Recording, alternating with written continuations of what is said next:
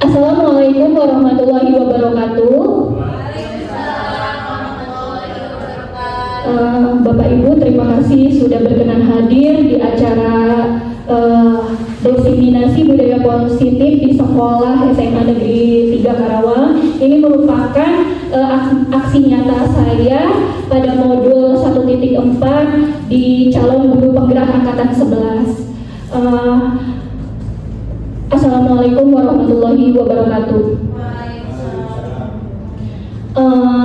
Alhamdulillahirabbil alamin wa bihi nasta'inu ala umuri dunya waddin wassalatu wassalamu ala asrofil anbiya'i wal mursalin wa ala alihi wa sahbihi ajmain, amma ba'du. Salawat dan salam kita curahkan kepada junjungan kita Nabi Muhammad SAW, karena pada saat ini kita bisa berkumpul di aula dalam keadaan sehat walafiat. Sebelum kita langsung pemaparan, saya akan Wakasek Kurikulum akan memberikan sambutan pada acara ini. Wakasek Kurikulum Pak Tatang, dipersilakan.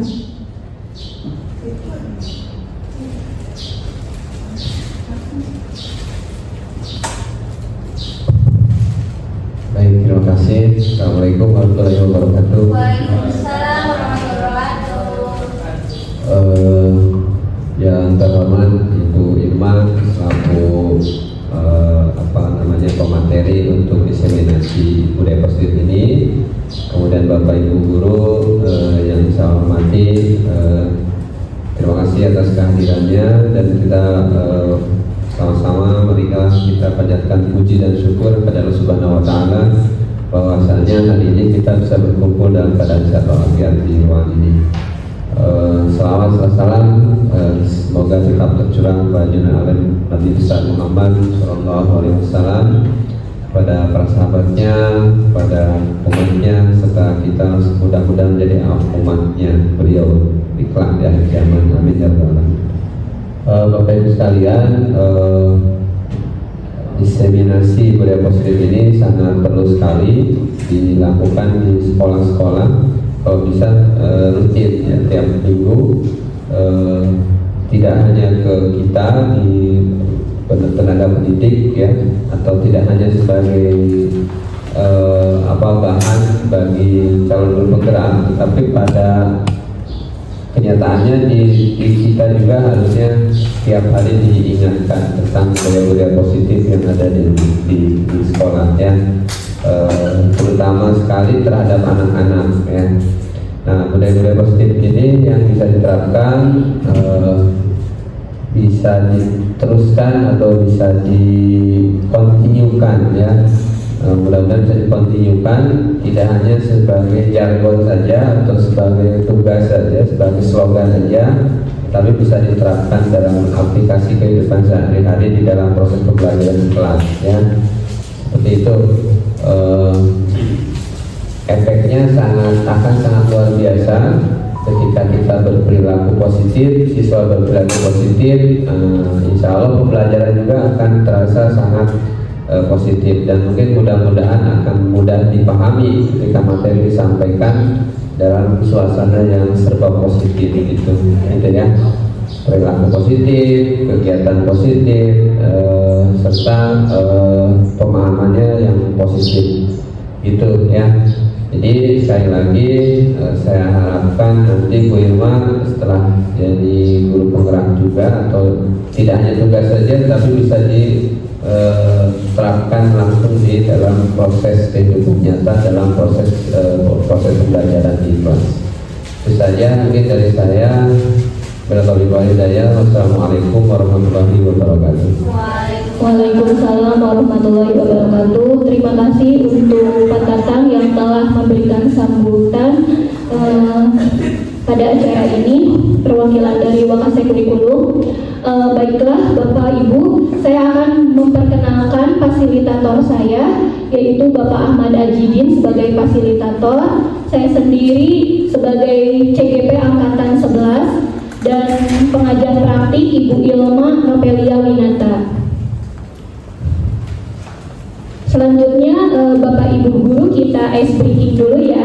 Ice breakingnya selama 30 detik Bapak Ibu guru tersenyum, tapi Bapak Ibu guru berdiri, dimohon berdiri bertatapan berpasangan ya. Nah ini bisa dilakukan ketika Bapak Ibu guru mengajar di kelas ya, biar anak-anaknya semangat ya, berpasangan. Ibu silahkan Ibu berpasangan. Bertiga nggak apa-apa, bertiga. Nah sekarang Bapak Ibu guru melihat temannya, rekan sejawatnya senyum 30 detik. Oh ya, bersama Pak Tata ya. Ya, jadi senyum 30 detik ya. Ini bisa diterapkan buat anak didik kita ketika Bapak Ibu guru atau anak didik kita jenuh di jam siang. Sekarang senyum, coba senyum 30 detik. Berkatanya ya. Ketawa apa senyum? Tapi jadi ketawa. Itu 30 detik coba. Paling senyum selama 30 detik bertatap. Iya bertatap. Nah, kita masih normal. Nggak tahu. Masih normal. Nah sudah ya. Nah terima kasih tepuk tangan untuk kita semua. Nah Bapak Ibu, gimana refleksi dari ice breaking tadi? Saya mendengar Bu Menta menyampaikan unek-uneknya tadi. Oke, ya dari ice breaking tadi ya mungkin siang-siang ya Bu ya, kalau misalnya murid-murid udah mulai jenuh, walaupun kita disuruh senyum, tatap-tatapan jadi malah ketawa gitu Bu. Jadi kita naik lagi moodnya gitu sih Bu. Terima kasih, betul sekali ya apa yang disampaikan Bu Meta. Jadi ketika kita menyuruh anak didik kita senyum, itu lama-kelamaan kita akan ketawa. Nah itu akan membangkitkan semangat kita menjadi bahagia gitu ya Bapak Ibu. Kita lanjut. Nah kita buat kesepakatan forum diskusi ini ya, forum diseminasi ini ya. Nah pertama Bapak Ibu silent HP, yang kedua tidak mengobrol, yang ketiga mengikuti diseminasi sampai selesai, yang keempat menghargai siapapun menjadi pendengar yang baik, yang kelima berpartisipasi aktif, dan yang terakhir boleh minum dan makan snack yang tadi telah dibagikan. Sepakat ya Bapak Ibu? Ya sepakat. Kita lanjut. Nah, saya akan memberikan pertanyaan pemantik ya. Apakah Anda setuju dengan pertanyaan ini? Pertama, hukuman dapat mendisiplinkan anak. Yang kedua, pemberian hukuman dengan hal positif seperti membaca atau membersihkan halaman sekolah dapat meningkatkan disiplin anak. Dan yang ketiga, memberi penghargaan dapat meningkatkan motivasi belajar anak. Nah, kira-kira dari pertanyaan pemantik ini, Bapak Ibu setuju nggak bahwa ini hukuman dapat mendisiplinkan anak? Kira-kira? Hukumannya apa dulu ya? Ya, kan yang namanya hukuman itu kan dihukum ya Bu.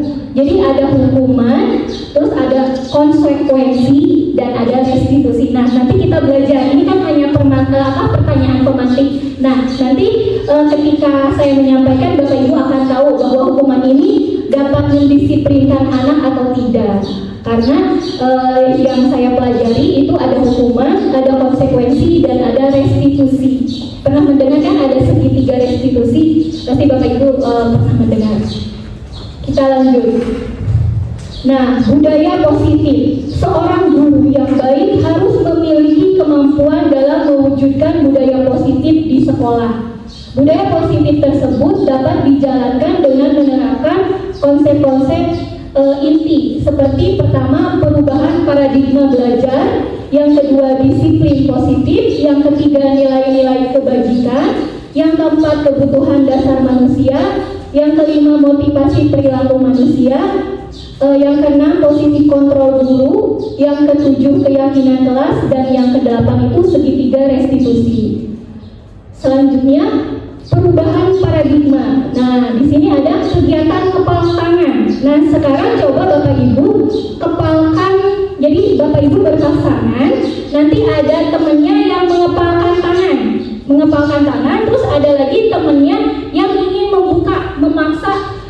membuka kepalan tangan tersebut. Coba sekarang lakukan. Sekarang ada yang mendemonstrasikan ke depan. Coba siapa? Pak Jihad sama Pak Paudan ya. Pak Jihad sama Pak Paudan coba ke depan. Sekarang siapa yang mau mengepalkan tangan? Pak Jihad. Sekarang Pak Paudan mau merayu, mau menghardik, mau bermacam cara ingin membuka tangannya Pak Jihad. Silakan. Berupaya, pokoknya berupaya gimana? Mau dirayu, mau dipeletek, dipaksa, pokoknya terserah, mau dimarah-marahin, pokoknya sampai Pak terserah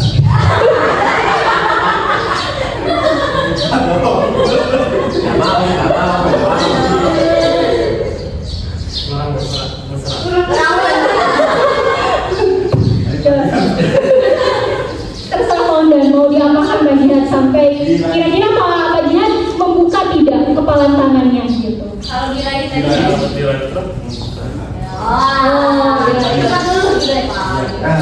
Oke, tepuk tangan untuk Bapak Ibu guru yang telah ada di depan. Jadi gini ya Bapak Ibu, cobalah buka Anda adalah tugas Anda adalah mengepalkan salah satu tangan Anda.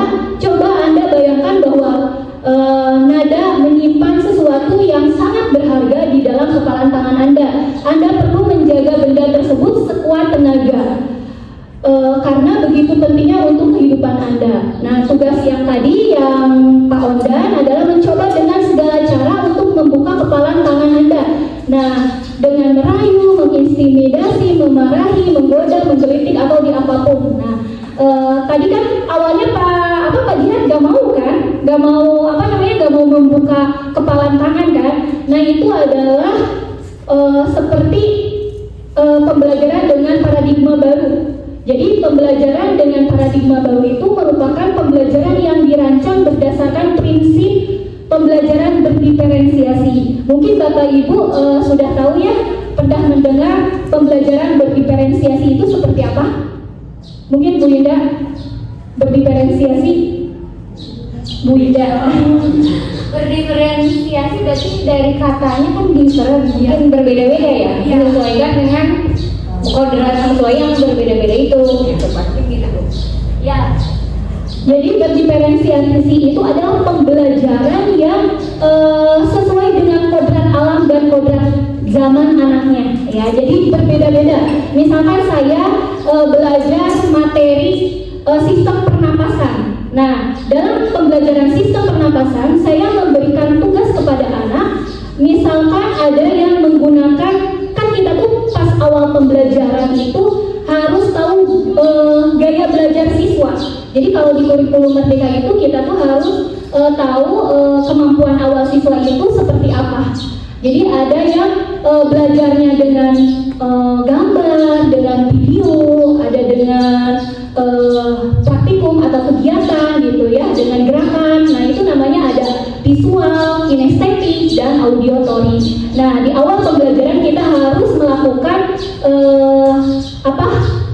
gaya belajar siswa gitu, apa aja. Nah, itu adalah nanti masuknya ke pembelajaran berdiferensiasi. Nah, kalau sudah tahu gaya belajar siswa itu seperti apa, dikelompokkan. Nantinya siswa itu akan dikelompokkan berdasarkan gaya belajar. Nah, misalkan ada siswa yang gaya belajarnya itu visual dengan gambar. Nah, ketika kita ketika kita memberikan tugas, misalkan sistem pernapasan, berarti dikelompokkan tuh siswa kelompok tersebut kelompok gambar atau visual. Nanti ditugaskan dia membuat poster. Ya, itu. Nanti ada lagi gaya belajarnya dengan auditory, berarti mendengar. Kalau mendengar itu biasanya anak tuh pengennya dikasih ceramah ya, ceramah guru. Jadi guru itu menjelaskan. Terus ada lagi dengan praktek kinestetik. Nah, nanti dikelompokkan lagi berdasarkan kinestetiknya. Nah, biasanya saya itu kalau itu dengan gambar visual, nanti anak dibikin tugas poster, dan ada lagi dengan menggunakan video. Nah, karena sekarang sudah zaman digital, biasanya saya tugaskan ke anak didik saya untuk mengupload ke media sosial mereka, atau biasanya kelas-kelas tersebut sudah memiliki Instagram kelas atau TikTok kelas. Nah, nanti baru di-add ke guru, IG-nya guru atau TikTok-nya guru, begitu. Nah, lanjut Bapak Ibu, sehingga para peserta didik belajar sesuai dengan kebutuhan berdasarkan tahap perkembangan sesuai teori psikologi modern untuk mewujudkan profil pelajar Pancasila. Nah, pasti Bapak Ibu guru di sini sudah tahu ya profil pelajar Pancasila itu apa aja. Pertama itu adalah beriman, bertakwa kepada Tuhan Yang Maha Esa. Yang kedua mandiri, yang ketiga bernalar kritis, yang keempat kreatif, yang kelima bergotong royong, dan yang terakhir itu berkebinekaan global. Jadi profil pelajar Pancasila itu ada 6. Selanjutnya, nah, miskonsepsi tentang teori kontrol. Nah, yang tadi telah praktekkan sama Pak Oda dan Pak Jihan itu adalah teori kontrol. Yang satu Pak Jihan tidak mau membuka kepalan tangannya, yang satu lagi Pak Undon memaksa ingin membuka kepalan tangan Pak Jihan. Nah, ini masuknya ke miskonsepsi tentang teori kontrol. Teori kontrol ini adalah ilusi-ilusi dibagi menjadi beberapa, ada kritik dan membuat rasa bersalah, mampu menguatkan karakter. Yang selanjutnya guru mengontrol murid. Yang ketiga orang dewasa memiliki hak untuk memaksa, dan yang terakhir penguatan positif, efektif, dan bermanfaat. Selanjutnya di sini ada mengubah paradigma stimulus respon ke pendekatan teori kontrol. Di sini ada stimulus respon ya, ada realistis kebutuhan. Jadi di sini kan stimulus respon, realistis kebutuhan kita sama, tapi menurut teori kontrol ini realistis kebutuhan kita itu berbeda. Lalu ada stimulus respon, semua orang itu melihat hal yang sama, tapi menurut teori kontrol itu setiap orang memiliki gambaran yang berbeda. Nah, selanjutnya kita mencoba mengubah orang agar berpandangan sama dengan kita, tapi menurut teori kontrol itu kita berusaha memahami pandangan orang lain tentang dunia. Jadi intinya berbeda. Lalu ada lagi perilaku buruk dilihat sebagai suatu kesalahan. Yang selanjutnya teori kontrol, semua perilaku memiliki tujuan. Lalu ada orang lain bisa mengontrol saya. Padahal kenyataannya menurut teori kontrol itu hanya Anda yang bisa mengontrol diri Anda sendiri. Dan yang selanjutnya, saya bisa mengontrol orang lain, tapi kenyataannya Anda tidak bisa mengontrol orang lain. Lalu pemaksaan ada pada saat bujukan gagal. Tapi menurut teori kontrol, kolaborasi dan konsensus menciptakan pilihan-pilihan baru. Dan yang terakhir, model berpikir menang atau kalah. Menurut teori kontrol itu model berpikir itu menang-menang begitu. Nah, selanjutnya, Bapak Ibu pernah ngedengar kan disiplin positif? Ada yang tahu nggak disiplin positif itu apa? Disiplin positif. Disiplin itu apa? Ya, coba Bapak jawab. Kalau menurut saya, kalau pengertian disiplin itu kan aturan ya. Positif itu kegiatan-kegiatan yang baik gitu. Jadi aturan yang baik yang perlu diterapkan di sekolah untuk diikuti oleh anak-anak. Ya betul ya, jadi menurut Pak Joko disiplin positif itu adalah aturan yang baik-baik karena positif, jadi yang baik-baik. Jadi disiplin positif itu adalah aturan yang baik-baik untuk sekolah kita atau untuk anak didik kita, begitu. Nah, selanjutnya disiplin positif. Disiplin positif merupakan suatu cara penerapan disiplin yang bertujuan untuk menumbuhkan kesadaran serta memberdayakan peserta didik tanpa imbalan penghargaan atau reward, ancaman atau hukuman. Yang kedua, disiplin positif merupakan suatu cara penerapan disiplin yang mengajarkan anak bertanggung jawab dan menumbuhkan kesadaran diri berdasarkan nilai-nilai kebajikan. Dan yang terakhir, disiplin positif ini yaitu disiplin diri, dapat membuat murid memahami dan menyadari berdasarkan motivasi internal. Jadi motivasi internal itu adalah motivasi yang ada pada dalam diri anak didik dari luar. Nah, bukan akibat paksaan, pujian, atau hukuman. Selanjutnya ada nilai-nilai kebajikan. Nilai-nilai kebajikan di sini adalah nilai-nilai inilah yang akan kita junjung dalam penerapan disiplin di sekolah kita.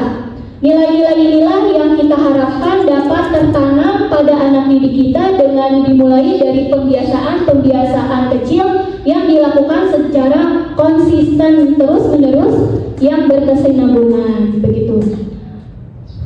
Nah, sekarang ada makna disiplin. Makna disiplin ini menurut Bapak Pendidikan kita, Ki Hajar Dewantara, menyatakan bahwa di mana ada kemerdekaan, disitulah harus ada disiplin yang kuat.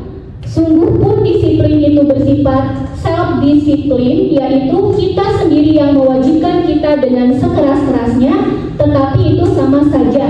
Sebab jikalau kita tidak cakap melakukan self-disiplin, wajiblah penguasa lain mendisiplinkan kita. Jadi kalau kita tidak disiplin untuk diri sendiri, maka akan orang lain yang akan mendisiplinkan kita.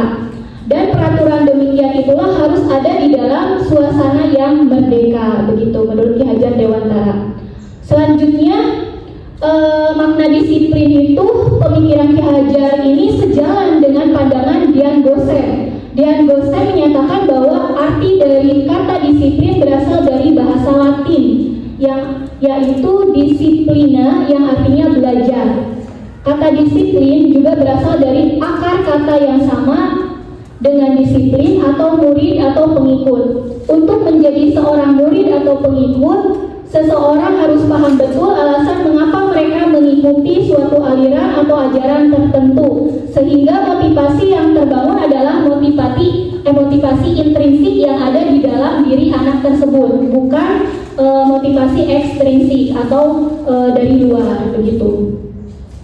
Selanjutnya, motivasi perilaku manusia ada 3, yaitu ada motivasi ekstrinsik untuk menghindari ketidaknyamanan atau hukuman. Yang kedua, motivasi ekstrinsik untuk mendapatkan imbalan atau penghargaan dari orang lain. Dan yang ketiga ada motivasi intrinsik, yaitu motivasi yang ada pada diri anak tersebut untuk menjadi orang yang mereka inginkan dan menghargai diri sendiri dengan nilai-nilai yang mereka percaya. Selanjutnya, saat kita berulang kali menjanjikan hadiah kepada anak-anak agar berperilaku bertanggung jawab, atau kepada seorang murid agar mempelajari sesuatu yang baru, atau kepada seorang karyawan agar melakukan pekerjaan yang berkualitas, kita sedang berasumsi mereka tidak dapat melakukannya atau mereka tidak akan memilih untuk melakukannya. Itu menurut Alpicon. Nah, di sini ada hukuman, konsekuensi, restitusi yang tadi saya sudah sampaikan bahwa hukuman itu tidak terencana atau tiba-tiba. Yang kedua, hukuman itu murid tidak tahu apa yang akan terjadi atau tidak dilibatkan. Yang ketiga, bersifat satu arah. Jadi kalau hukuman itu bersifat satu arah, misalkan guru menghukum murid, jadi itu hukumannya ada peraturannya ada pada guru, yang dihukum itu adalah murid. Dan yang terakhir yaitu berupa hukuman psikis atau fisik.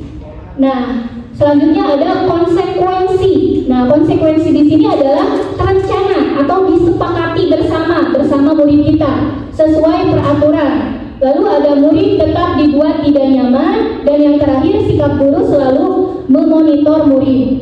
Nah, yang terakhir ada restitusi. Restitusi di sini adalah proses menciptakan kondisi bagi murid untuk memperbaiki kesalahan, tawaran bukan paksaan.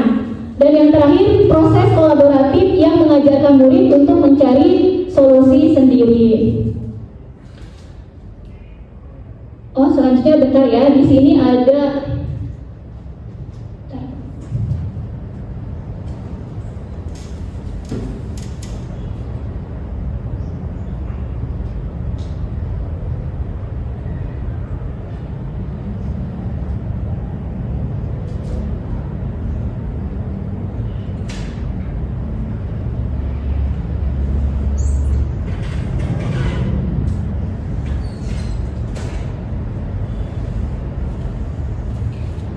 ini gambarnya tidak terlihat, kita lanjut saja ya Bapak Ibu.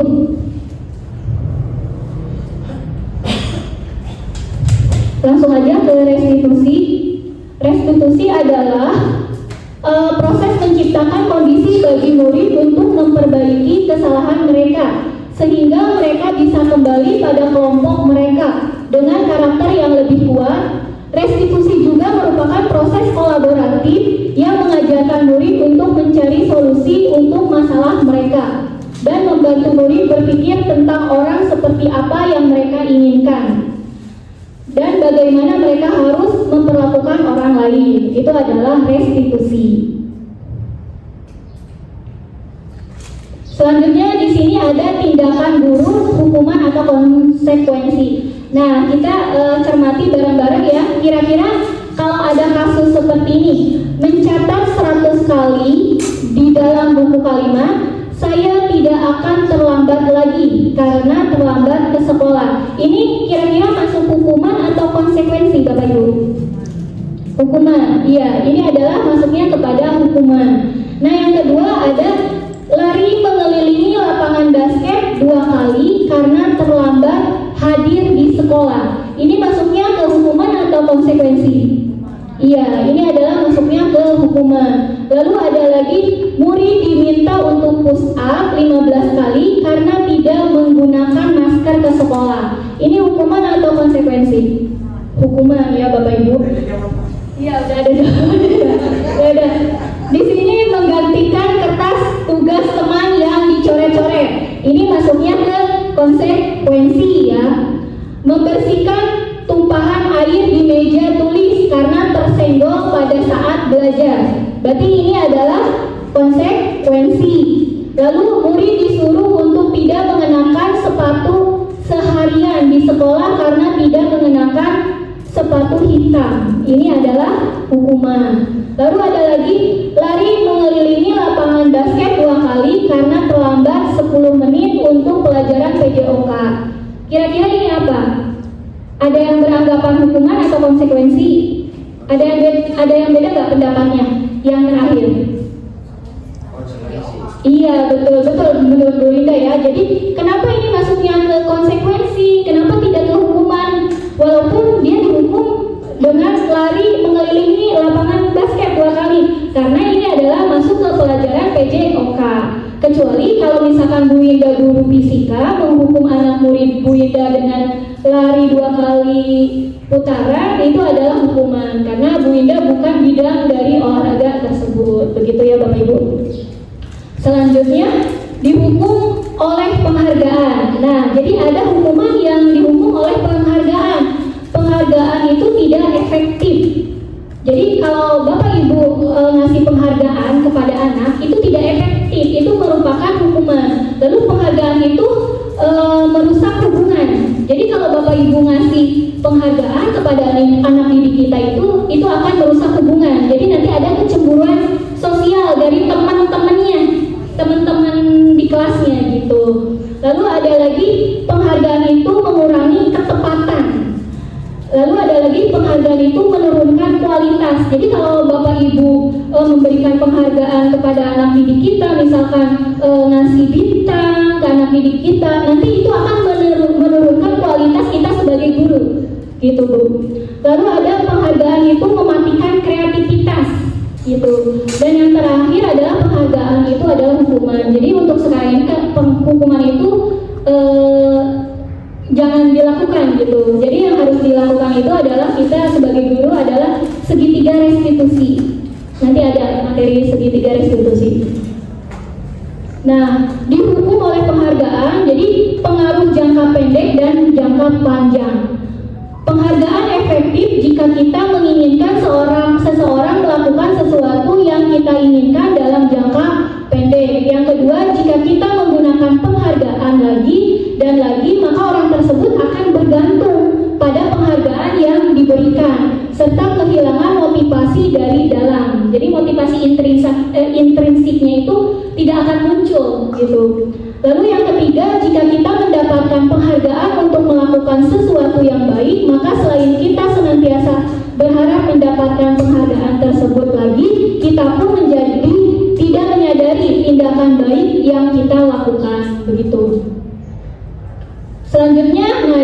ada keyakinan kelas. Nah, Bapak Ibu pernah mendengar gak sih keyakinan kelas? Mungkin saya juga baru tahu ketika saya mengikuti pendidikan guru penggerak bahwa kita itu sebelum kita kan tahun ajaran baru itu baru dimulai ya. Nah, kita tuh harus melakukan keyakinan kelas kepada anak didik kita. Dan sebelum melakukan keyakinan kelas, kita itu harus membuat kesepakatan kelas. Dari kesepakatan kelas itu baru nanti dikerucutkan menjadi keyakinan kelas. Keyakinan kelas ini adalah kalimat positif dari kesepakatan kelas yang telah dibuat antara murid dan guru, begitu. Nah, mengapa keyakinan kelas? Apa bedanya keyakinan kelas dengan kesepakatan kelas dan peraturan kelas? Kira-kira ada yang tahu nggak, Bu, perbedaan antara keyakinan kelas dan kesepakatan kelas dan peraturan kelas? Ada yang tahu, Bapak Ibu? Kira-kira apa? Keyakinan, kesepakatan, peraturan itu apa? Tadi katanya keyakinan itu ada kalau sudah ada kesepakatan. Iya, betul. Berarti tidak ada keyakinan. Boleh, Ibu. Keyakinan kelas itu ada kalau sudah ada kesepakatan. Berarti kita harus melalui kesepakatan dulu baru keyakinan. Tidak akan ada keyakinan kalau tidak ada kesepakatan. Jadi kita buat kesepakatan dulu, terus kita yakinkan bahwa ini betul-betul kita bisa laksanakan. Terima kasih atas jawabannya, Bu Haji Yosefa. Kira-kira ada lagi yang mau menambahkan, Pak Joko? Mungkin? Peraturan? Tadi Bu Haji Yosefa keyakinan, bedanya keyakinan dan kesepakatan. Mungkin peraturan apa sih? Bu Mira, guru BK mau? Boleh? Kalau keyakinan mah tadi yakin untuk dilaksanakan mungkin ya, kesepakatan kelas yang diyakini untuk dilaksanakan di kelas mungkin gitu ya. Kalau kayak kesepakatan tadi berdasarkan kesepakatan antara guru dengan siswa di kelas, kemudian diyakini untuk dilaksanakan gitu ya. Kalau misalnya ada yang kira-kira dari kesepakatan ada pelanggaran, berarti harus yakin kalau misalnya ada sesuatu yang harus di apa namanya, kayak ada mungkin bukan hukuman apa ya namanya ya, kalau ada pelanggaran dari kesepakatan tersebut mungkin gitu ya. Berarti kalau untuk peraturan mungkin itu tidak harus disepakati mungkin ya dengan guru dengan muridnya mungkin itu ya. Peraturan yang sudah dibuat oleh sekolah mungkin gitu ya. Kalau lihat dari ini apa keyakinan kelas itu bisa dalam satu sekolah itu kesepakatan kelas dan keyakinannya beda ya. Iya. Dalam satu sekolah, misalnya kelas saya nih 12/7, saya bersepakatan bahwa ada tadarus Al-Quran dan kesepakatan juga setiap hari mereka buat infak untuk masjid. Di kelas sekolah itu nggak ada yang selain walaupun itu sekolah. Berarti itu saya sudah melaksanakan berarti ya kesepakatan dan keyakinan anak-anak oke siap melaksanakan setiap 2 minggu 1 juz. Ternyata sudah berjalan, berarti keyakinan. Untuk peraturannya, peraturan kelas itu apakah tadi saya mau bertanya dulu, apakah peraturan kelas itu dibuat oleh kelas? Apakah peraturan kelas itu berlaku untuk semua kelas yang ada di satu sekolah? Kalau keyakinan dan kesepakatan bisa beda. Kalau peraturan menurut saya kayaknya nggak bisa beda, jadi harus sama. Itu ya, jadi menurut saya ya itu peraturan yang sama, yang keyakinan dan kesepakatan bisa tidak sama tergantung wali kelasnya yang bersangkutan mau kesepakatan bagaimana. Ya, kita juga terima kasih. Terima kasih jawabannya atas Bu Haji Yosefa dan Bu Mira, betul sekali ya yang bapak ibu-ibu pendapatnya. Kita lihat ya apa itu kesepakatan kelas. Nah, kesepakatan kelas itu adalah hal yang sudah disepakati bersama-sama. Jadi antara guru atau antara wali kelas dengan murid-muridnya. Nah, kesepakatan lebih rinci dan detail. Kesepakatan kelas konkret dan lebih mirip pada peraturan. Contohnya saat guru menjelaskan kita harus diam. Misalkan kita buat kesepakatan kelas bareng sama anak-anak, dikasih sticky note, terus ada anak yang bilang nyatet saat guru menjelaskan kita harus diam. Jadi nanti itu keyakinan kelasnya itu adalah saling menghargai gitu. Jadi kalau keyakinan kelas itu dari kesepakatan kelas yang saat guru menjelaskan kita harus diam, kita kerucutkan dengan kalimat positif, berarti saling menghargai guru dengan siswa gitu, atau siswa dengan guru gitu. Lalu keyakinan kelas bersifat lebih abstrak, bersifat nilai-nilai kebajikan. Ya, yang tadi saya sudah lontarkan bahwa keyakinan kelas itu menghargai, berarti itu adalah kebajikan, nilai-nilai kebajikan yang diyakini secara universal. Contohnya kita kerucutkan menghormati guru yang tadi. Lalu ada lagi peraturan kelas, sesuatu yang dibuat sekolah atau kelas oleh bapak ibu guru dan harus ditaati oleh murid, begitu. Selanjutnya, keyakinan kelas atau kesepakatan kelas. Kesepakatan kelas mendengarkan ketika guru atau teman ketika berbicara. Lalu ada lagi siswa misalkan menuliskan tidak menyela pembicaraan. Lalu ada lagi mengangkat tangan jika ingin berpendapat. Selanjutnya ada yang menuliskan misalkan datang dan pulang tepat waktu. Lalu meminta izin jika keluar kelas. Selanjutnya tidak mencontek ketika ulangan. Ini adalah kesepakatan kelas, contoh kesepakatan kelas. Nah, lalu keyakinan kelasnya yaitu menghormati diri sendiri dan orang lain dari mendengarkan kelas. Lalu tidak menyela pembicaraan, berarti disiplin. Lalu mengangkat tangan jika ingin berpendapat, berarti dia bertanggung jawab. Dan yang terakhir adalah menghargai teman. Nah, membuat keyakinan kelas. Nah, sebenarnya ini saya sudah menyematkan video saya. Bentar ya Bapak Ibu. Ini kayaknya WiFi-nya ya, jadi tidak terlihat. Oh iya betul. Ya bentar ya Bapak Ibu.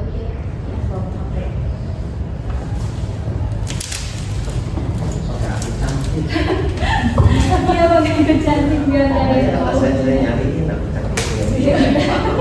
Kita ulang jalan aja. Yang anak muda kayak biasanya. Ya itu juga cantik yang perempuan. Nah, iya benar Bu Ida, betul. Tadi berarti ketika tadi ada gambar tidak terlihat karena wifi-nya mati ya. Nah, ini kebetulan saya sudah menerapkan budaya positif yaitu keyakinan kelas tadi. Ya, saya wali kelas 11-7, saya menerapkan keyakinan kesepakatan dulu baru keyakinan. Gitu nanti. Sakit. Tasya sakit, Alia lagi dispen ya sama Citra ya. Ya, untuk yang sakit kita doakan semoga cepat sembuh ya. Amin. Oke, pada hari ini sebelum kita memulai pembelajaran di semester ini, kita akan membuat keyakinan kelas dulu. Sebelum membuat keyakinan kelas, kita akan membuat kesepakatan kelas dulu. Jadi, setelah membuat kesepakatan kelas, kita akan dikerucutkan menjadi keyakinan kelas. Nah, sekarang Ibu pengen tahu nih, kalian tahu nggak perbedaan kesepakatan dengan keyakinan kelas? Ada yang tahu? Keyakinan dan kesepakatan. Ada yang tahu? Oh ya, coba dulu ya. Bila dulu apa? Siapa? Ya, Bila. Sok, Bila.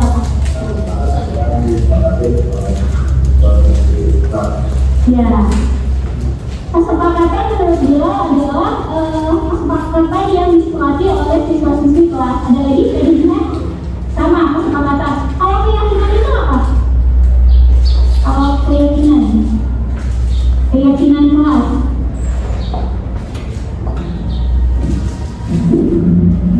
Ya, tapi keyakinan. Kesepakatan apa yang nantinya kalian sepakati untuk satu semester ke depan ya? Satu kesepakatan kelas saja.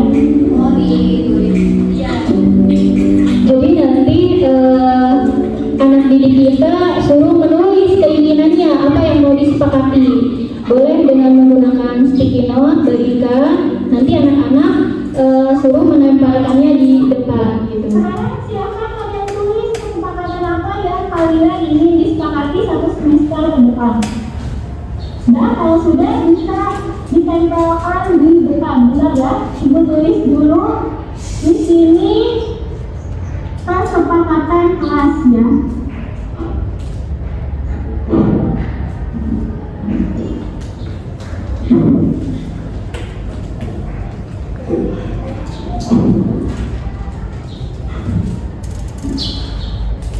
Nah, ini untuk keyakinan kelas yang nantinya akan ditempel.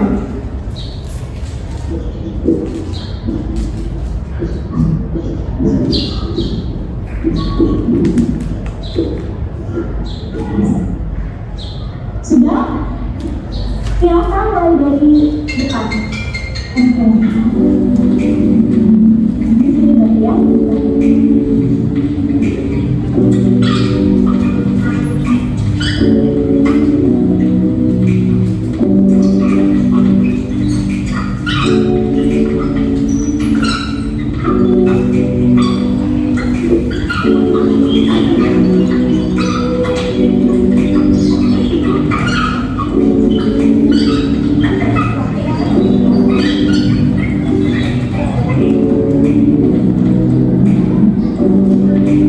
Sudah semua ya?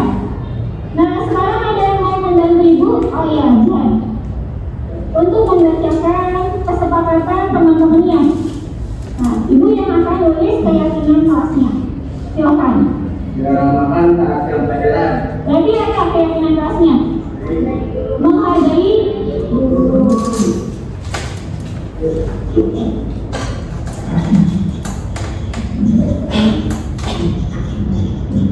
Ke dalam kelas. Berarti apa?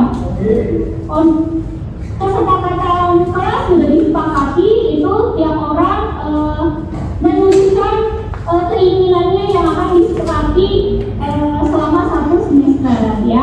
Nah, ini adalah hasil keyakinan kelas kita selama 1 semester ada 5. Pertama, menghargai guru. Kedua, toleransi. Ketiga, disiplin. Keempat, menjaga kebersihan. Dan yang terakhir, tertib. Kalian sepakat untuk meyakini keyakinan kelas ini semester depan? Nah, alhamdulillah kalau kalian sepakat berarti kita setuju.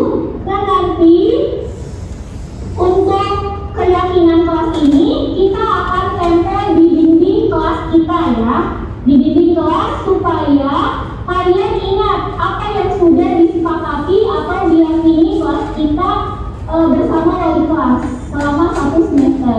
Nah, sekarang Udah baik Bapak Ibu, itu adalah cuplikan penerapan disiplin positif saya membuat keyakinan kelas di kelas yang diwali kelaskan saya. Selanjutnya kita lanjut saja.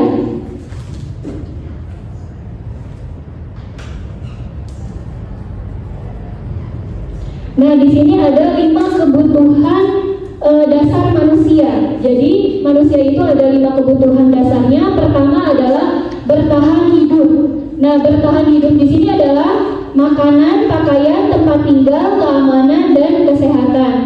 Yang selanjutnya itu adalah kebutuhan kasih sayang dan rasa diterima. Rasa diterima, dipedulikan, berbagi, kerjasama, menjadi bagian dalam kelompok. Yang ketiga adalah penguasaan, yaitu harga diri, keinginan untuk dianggap, memimpin, berprestasi, diakui, dan didengar. Yang keempat adalah kebebasan. Kebebasan adalah mandiri, memiliki pilihan, mencoba hal baru, mampu mengendalikan arah dirinya. Dan yang terakhir adalah kebutuhan kesenangan. Kesenangan itu adalah bermain, humor, antusiasme, dan tertawa. Selanjutnya adalah contoh kasus nih. Ada contoh kasus, misalkan aku hebat kan, bisa bikin ibu guru kejar aku. Ini masuknya adalah ke pengakuan. Jadi dia merasa diakui oleh ibu guru bahwa aku itu hebat, dikejar oleh ibu guru. Lalu ibu kejar aku karena ibu guru sayang aku. Nah, ibu kejar aku karena ibu guru sayang aku adalah kasih sayang ya. Itu adalah kebutuhan kasih sayang. Lalu yang ketiga, aku bosan belajar mewarnai terus di dalam kelas, yaitu adalah kebebasan. Dan yang terakhir ada kasus aku senang main kejar-kejaran dengan ibu guru, seru, itu adalah kesenangan ya. Selanjutnya adalah penghukuman, 5 posisi kontrol. Di sini ada sebagai penghukum, ada sebagai pemantau, ada sebagai pembuat merasa bersalah, ada sebagai teman, dan ada sebagai manajer ya. Nah, di sini ada contoh penerapan 5 posisi kontrol. Contoh kasusnya adalah siswa tidak memakai atribut lengkap saat upacara bendera. Nah, dari kasus tersebut, misalkan ada hormat pada bendera selama 1 jam, itu adalah apa? Ya, penghukum ya. Jadi posisi kontrol sebagai penghukum. Lalu ada lagi, berapa kali ibu atau bapak harus memberitahu kamu, nah, kamu selalu saja mengecewakan ibu bapak. Nah, ini adalah posisi kontrolnya adalah pembuat merasa bersalah. Dan yang ketiga itu ada lagi kalimat, apakah kamu tahu kesalahanmu? Kira-kira bagaimana kamu memperbaiki kesalahanmu? Nah, ini adalah posisi manajer ya.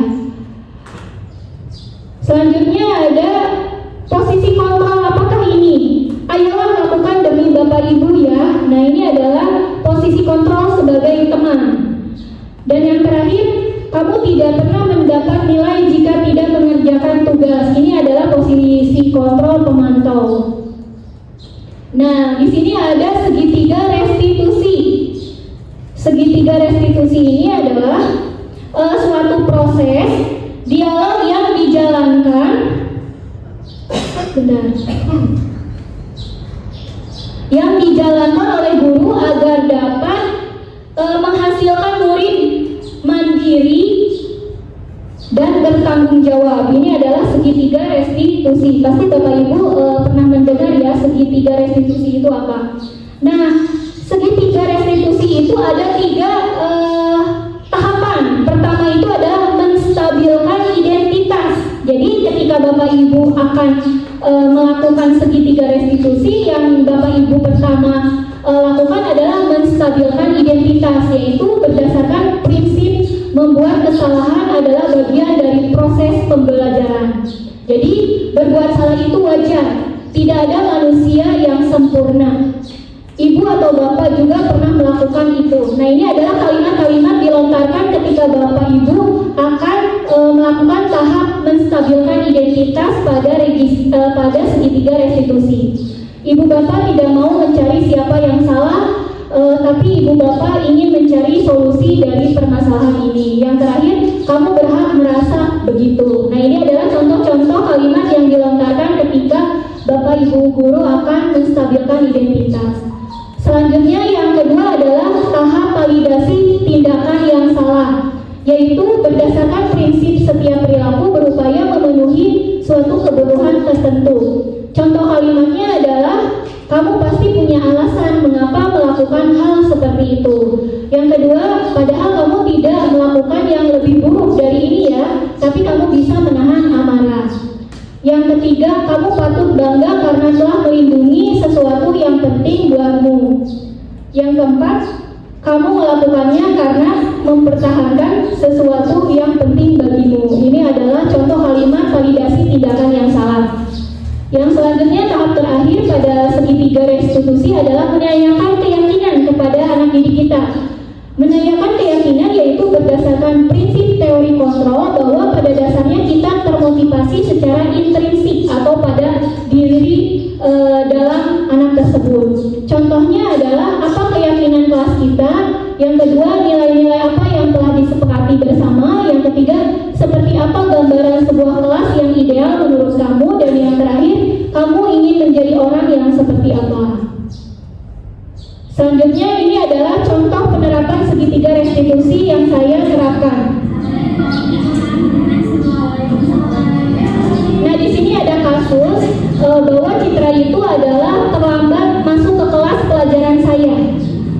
Alasannya Citra itu karena jalanan macet dan terjebak hujan gitu. Citra, kemarin dan hari ini kenapa kamu terlambat masuk ke kelas? Nah, ini adalah pertanyaan menstabilkan identitas. Oh begitu, ibu juga pernah terlambat ya Citra ke sekolah karena saat itu motor ibu ada kendala. Kalau boleh ibu tahu, kenapa kamu terlambat ke sekolah?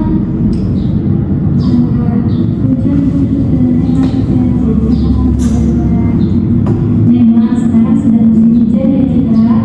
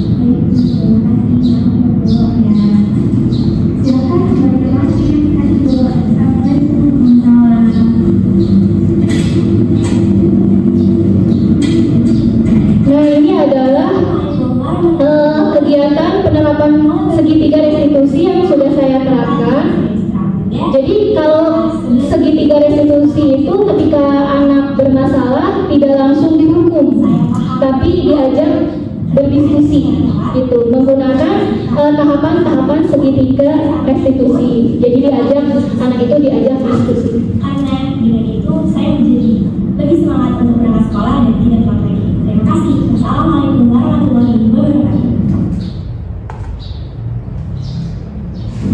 Kalau yang kedua ini adalah penerapan segitiga restitusi.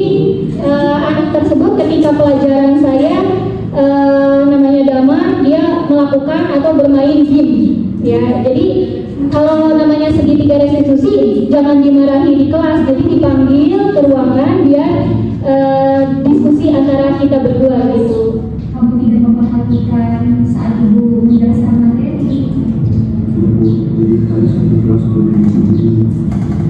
Apa yang kamu lakukan sehingga kamu merasa terusik dengan suaramu? Kamu pasti tidak alasan mengapa kamu melakukan hal seperti ini. Ibu tahu, semua manusia pasti melakukan kesalahan, termasuk ibu.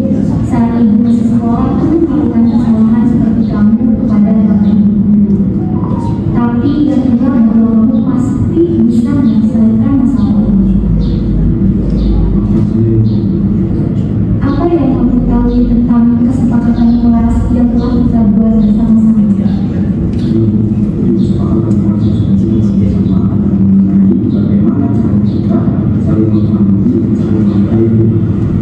Sudah ingat berarti sekarang apa yang bisa kamu lakukan?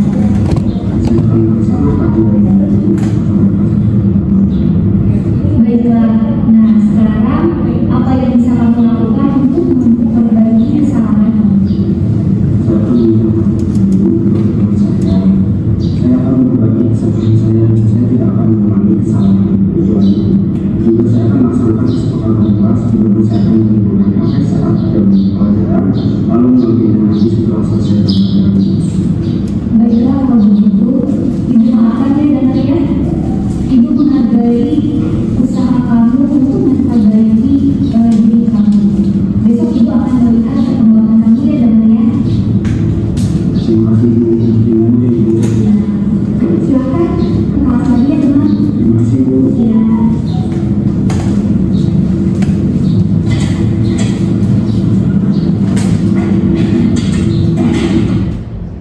Nah itu adalah penerapan disiplin positif saya dengan menggunakan segitiga restitusi. Kesimpulannya adalah dalam penerapan program disiplin positif hendaknya guru bersama murid di kelas membuat keyakinan kelas bersama. Jadi sebelum membuat keyakinan, Bapak Ibu guru membuat kesepakatan kelas terlebih dahulu, baru nanti dikerucutkan menjadi keyakinan kelas bersama. Mengetahui kebutuhan dasar manusia, kira-kira kebutuhan apa yang perlu dipenuhi oleh siswa. Menerapkan posisi kontrol sebagai manajer ya. Jadi Bapak Ibu guru itu harus menerapkan posisi kontrol sebagai manajer ya. Dengan membuat pertanyaan-pertanyaan berdasarkan langkah segitiga restitusi yang tadi setelah saya jabarkan, yang bertujuan untuk mencari solusi dari permasalahan hingga akan tertanam motivasi intrinsik dari diri siswa. Sekian pemaparan kali ini. Saya ucapkan terima kasih. Semoga tergerak, lekas bergerak, dan mari menggerakkan. Wabillahi taufiq wal hidayah. Wassalamualaikum warahmatullahi wabarakatuh. Baik Bapak Ibu, sebelum kita ditutup ada pertanyaan, sesi diskusi satu aja ya. Boleh? Satu atau dua penanya, boleh? Silahkan.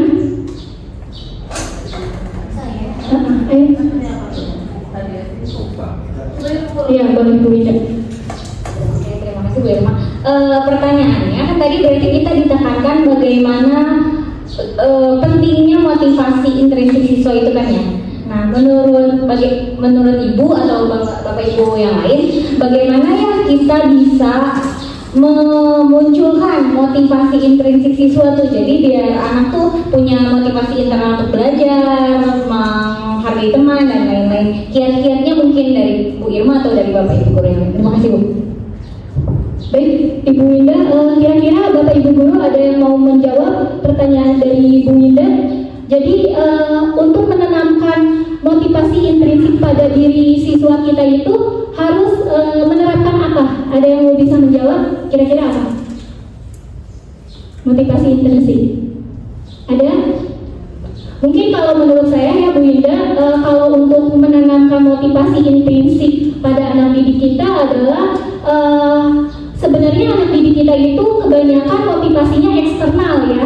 Iya, jadi dari luar. Jadi ketika mereka itu datang ke sekolah, pasti saya jangan sekolah aja, pelajaran saya aja ya, misalkan pelajaran saya takut terlambat nih, takut terlambat pelajaran Bu Irma, pelajaran biologi. Nah, pasti mereka itu berpikiran takut dihukum. Nanti kalau misalkan saya telat pelajaran Bu Irma, nanti saya dihukum. Jadi saya harus datang tepat waktu. Nah, berarti itu adalah motivasi eksternal ya, karena takut dihukum. Itu adalah takut hukuman dari guru. Jadi guru itu kan motivasi eksternal ya, dari bukan dari dalam. Nah, untuk menumbuhkan motivasi intrinsik dari dalam diri anak tersebut, mungkin menurut saya itu adalah secara perlahan. Jadi semua itu butuh proses perlahan-lahan. Jadi tidak langsung instan menumbuhkan anak, menularkan anak supaya motivasi intrinsiknya keluar gitu ya. Nah, itu harus butuh proses perlahan-lahan. Tanamkan kepada anak didik kita bahwa motivasi intrinsik itu pertama kita terapkan kesepakatan kelas, Bu. Nah, jadi dari kesepakatan kelas nanti anak itu kan muncul tuh, saya ingin menyepakati ketika saya terlambat pelajaran Bu Irma, saya itu gak mau dihukum, saya itu pengennya ditanya aja gitu, ditanya-tanya kamu kemana gitu, apakah ke WC, atau ke kantin, atau ke apa gitu. Menerapkan segitiga restitusi yang tadi saya jelaskan gitu. Setelah melakukan kesepakatan kelas, baru nanti Bu Ida bisa mengambil atau mengkerucutkan dari keyakinan kelas. Jadi misalkan dari terlambat itu berarti keyakinan kelasnya disiplin ya, disiplin pada anak ya, nanti di keyakinannya disebut disiplin. Dan nanti perlahan-lahan Bu Indah terapkan kepada anak Dika bahwa kita munculkan motivasi intrinsiknya gitu. Mungkin dari saya segitu. Ada tambahan dari Bapak Ibu guru? Iya, perlahan-lahan gitu. Iya. Oh iya, coba Bu. Ada juga anak kan, saya tanya nih besoknya, kok kamu ke sekolah kemarin? Saya kesiangan Bu. Loh kok kesiangan kok ke sekolah? Iya gimana ya, udah kabut ya. Jadi nggak sekolah dia, tapi dia jujur bahwa saya kemarin kesiangan. Terus saya tanya, emang hukumannya apa kalau kesiangan? Saya tanya tuh anaknya, iya sih Bu, sebenarnya ya paling disuruh nulis-nulis ya. Tapi ya gimana ya Bu, udah telat, udah kesiangan, dia tidak sekolah. Nah itu bagaimana itu cara bahwa dia berani tetapi bertanggung jawab gitu. Tadi dia kurang bertanggung jawab gitu. Tambah lagi karena dia kesiangan, dia kan kos nih, telepon orang tuanya. Akhirnya orang tuanya anaknya sakit. Itu maksudnya dia ngomong orang tuanya, kasih tahu aja ke wali kelas saya bahwa saya sakit. Orang tuanya kasih tahu tuh bahwa saya sakit. Nah itu jadi bagaimana itu?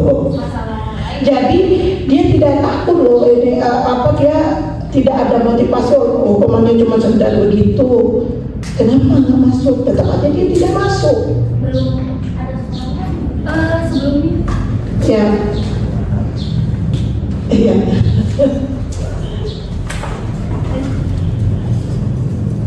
Halo.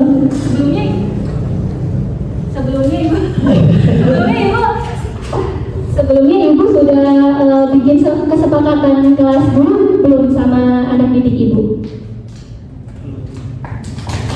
Saya itu tidak buat kesepakatan kalau dengan kelas lain, saya mau kesepakatan dengan kelas saya sendiri. Tapi saya pikir itu ya, anak itu ya dari kejujuran ya bagus ya, karena anak itu biasanya saya belum buat kesepakatan Bu kalau untuk kelas saya cuma kelas saya sendiri. Karena tadi saya pikir kalau kesepakatan kan perannya dari awal dia, terus saya tanya kenapa nggak masuk dari awal, saya ngadakan saja pertama gitu. Tapi saya tanya itu ternyata hukuman juga pada ringan, tapi dia belum jawab gitu. Gitu. Itu anak seperti itu bagaimana? Ya, sebenarnya sih ya, sebelumnya kita walaupun kita bukan wali kelas, kita hanya sebagai guru mata pelajaran di tiap kelas-kelas juga, kita awal pembelajaran boleh Bu, nggak apa-apa kita membuat kesepakatan kelas. Jadi kesepakatan kelasnya apa gitu ya, baru nanti bisa dikerucutkan. Jadi nanti ketika anak didik kita, wah ada pelajaran Bu Haji Yosefa nih matematika, oh kita sudah membuat kesepakatan misalkan nggak boleh telat 10 menit. Nah jadi kan kalau udah ada kesepakatan, jadi mereka itu motivasi intrinsiknya akan keluar muncul karena sudah disepakati bersama antara guru mata pelajaran dan anak didik bahwa sudah disepakati boleh telat 10 menit. Jadi mereka itu tidak ada atau tidak berpikiran bahwa kalau saya telat 10 menit pasti dihukum sama Bu Haji Yosefa keliling lapangan misalkan. Nah jadi anak tersebut nggak akan lagi menganggap bahwa hukuman yang akan mereka terima, tapi nanti dia akan kesadaran diri sendiri. Jadi dari intrinsiknya akan keluar begitu. Kalau belum kesadaran kesepakatan masih bisa. Masih Bu. Sekarang oh ya, sekarang baru berapa minggu sih kita belajar? Ya bisa Bu. Bisa Bu. Jadi tiap kelas bikin kesepakatan kelas gitu. Dan keyakinan kelas dikerucutkan begitu. Dan nanti kalau sekarang yang saya pelajari di guru penggerak, saya juga baru tahu ilmunya sekarang bahwa kita itu harus menjadi posisi manajer. Jadi guru itu dari tahapan teman, pemantau, apalagi tadi pemantau, lalu nanti tahapan terakhir adalah posisi manajer. Begitu ya Bapak Ibu? Sudah? Ya nanti Bapak Ibu pasti di kelas masing-masing akan membuat kesepakatan kelas dan keyakinan kelas. Baik, terima kasih Bapak Ibu yang telah berkenan hadir dalam acara diseminasi budaya positif calon guru penggerak angkatan 11 ini. Saya haturkan banyak terima kasih kepada Bapak Ibu guru yang mau berkenan hadir di dalam acara ini. Wabillahi taufiq wal hidayah. Wassalamualaikum warahmatullahi wabarakatuh. Beri tepuk tangan untuk kita semua guru-guru hebat. Bulatkan tekad, kuatkan hati, negeri ini memanggilmu kawan. Belajar bergerak berbagi untuk negeri, guru penggerak majukan pendidikan. Guru penggerak menghamba pada murid, kreatif rancang pembelajaran. Hargai potensi, tingkatkan prestasi, lahirkan profil pelajar Pancasila. Belajar bergerak berbagi untuk negeri, kita menjalin kolaborasi. Belajar bergerak berbagi untuk negeri, demi bakti pada Ibu